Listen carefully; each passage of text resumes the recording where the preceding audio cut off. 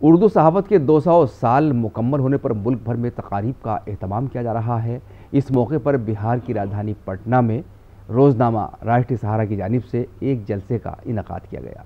ये तकरीब एक शाम रोज़नामा राष्ट्रीय सहारा के नाम के उन्वान से तारामंडल ऑडिटोरियम में मुनक्किद की गई। प्रोग्राम में रियासत बिहार के कई वज़रा और दीगर नामी गिरामी शख्सियात ने शिरकत की। तकरीब की सदारत सहारा न्यूज़ नेटवर्क के एग्जीक्यूटिव डायरेक्टर, CEO और एडिटर इन चीफ उपेंद्र राय ने की।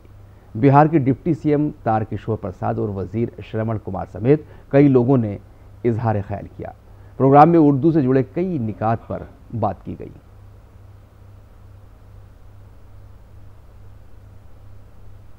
दुश्वारियों के बावजूद भी हम उर्दू अखबार 9 शहरों से नौबत निकाल रहे हैं, इसकी परवाह किए बिना कि हम लगातार घाटा उठाते हैं। मीडिया के बिजनेस में हमने कभी एक भी रुपए का प्रॉफिट नहीं कमाया, लेकिन एक हमारी प्रतिबद्धता है सहारा इंडिया परिवार की, हमारा एक लोगों के प्रति कमिटमेंट है और एक जो नेशनल ड्यूटी कहते हैं वो हमारे चेयरमैन महसूस करते हैं और उनके साथ साथ हम लोग भी उनके पीछे इस प्रतिबद्धता को महसूस करते हैं और उसको उसी अंदाज से, उसी भाव से चलाते हैं और निभाते हैं। जब नवंबर 2009 में मैंने पदभार संभाला था तो मुझे कमी खली कि एक उर्दू का चैनल भी होना चाहिए, और कुछ समय बाद मुझे याद है 27 दिसंबर 2010 को हमने आलमी सहारा चैनल की लॉन्चिंग की थी, जिसको हमारे ग्रुप एडिटर निजामी साहब बता रहे थे कि उसका इलेक्ट्रॉनिक मीडिया फॉर्म सबसे पहले शुरू करने का सौभाग्य मुझे मिला।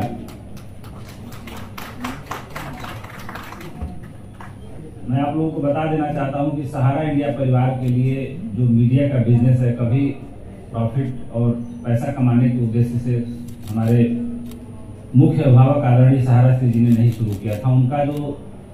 राष्ट्रीय सरोकार था और जो जनता के प्रति उनकी जवाबदेही थी, उसको ध्यान में रखते हुए उन्होंने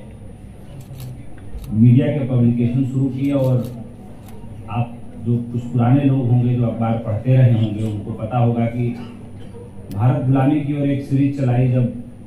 इकोनॉमिक लिबरलाइजेशन की शुरुआत 1991 में हो रही थी और हमारे देश की अर्थव्यवस्था को ऐसे माहौल में खोला जा रहा था, तब जाहिर सी बात है कि देश में एक बहुत बड़ा तबका था, या यूँ कह सकते हैं कि 80% तबका उस लिबरलाइजेशन को स्वीकार करने के लिए तैयार नहीं था। तब की जो बात थी, तब की जो आवाज़ थी, तब की जो समझ थी, उसके हिसाब से हमारे मुख्य अभिभावक ने एक बहुत बड़ा कठोर कदम सरकार के खिलाफ उठाया और उसके कुछ समय के बाद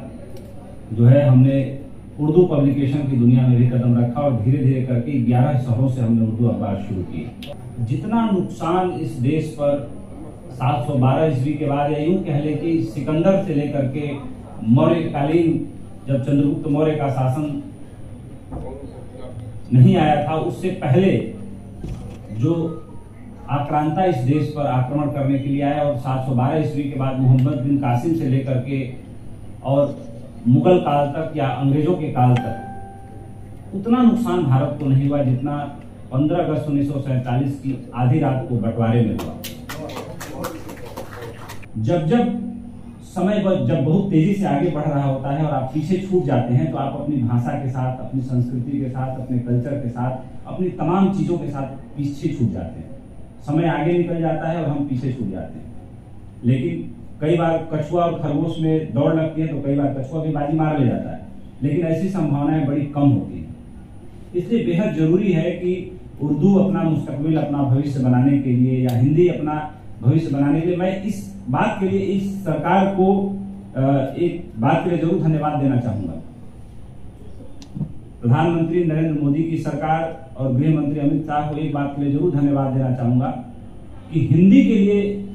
इस सरकार ने जितना अहम काम किया है उतना शायद किसी ने नहीं किया। और उर्दू के लिए एक निराशाजनक खबर है कि उर्दू किसी पॉलिटिकल पार्टी की स्कीम में अभी तक नहीं आ पाया। अदरवाइज बहुत ही शानदार भाषा है। इतनी शानदार भाषा है कि रूह तक से निकल कर सीधे रूह तक असर करती है। राष्ट्रीय सहारा के द्वारा जो उर्दू पत्र प्रकाशित हो रही है, रोजनामा, उसके द्वारा आयोजित आज के इस समारोह में उपस्थित सहारा के हमारे सीईओ सम्मानित श्री उपेंद्र राय जी, लोग बोलते हैं तो मुझे कभी कभी सोच में पड़ जाता हूँ, क्योंकि दोनों नदियाँ